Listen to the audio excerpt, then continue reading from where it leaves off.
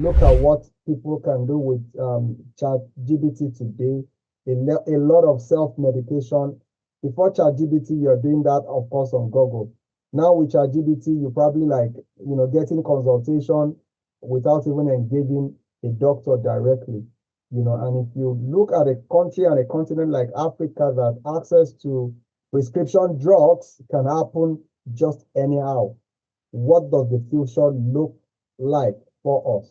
Well, I think technology will continue to play a pivotal role in global health. It's here to stay. As you have mentioned, it's going to be a double-edged sword. It has a potential for good and a very big potential for evil or bad. And that's why we must proceed with caution. Technology cannot replace doctors. It cannot replace human interaction.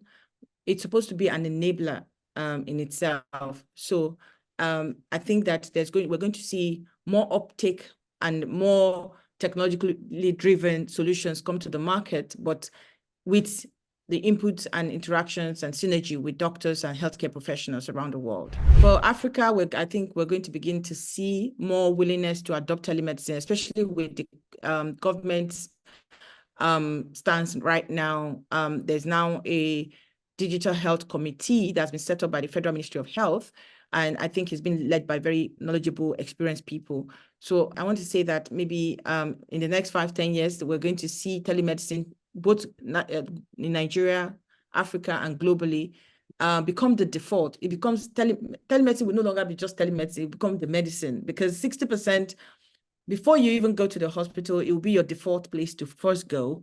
It happened in the UK during COVID. 2/3 of consultations were moved online.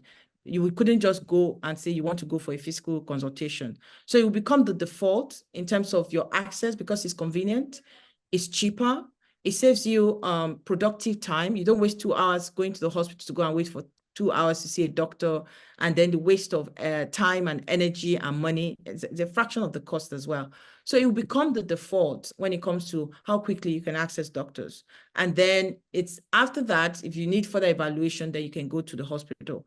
So I think we'll continue to see upward trend in the adoption of telemedicine and digital health tools, like the wearables that measures your Fitbits, measuring your heart, your everything, can now be transmitted to the doctor remotely. All these are going to enhance adoption of digital health and telemedicine. Of course, that will come with the need for a very cohesive digital health policy to protect public health and safety.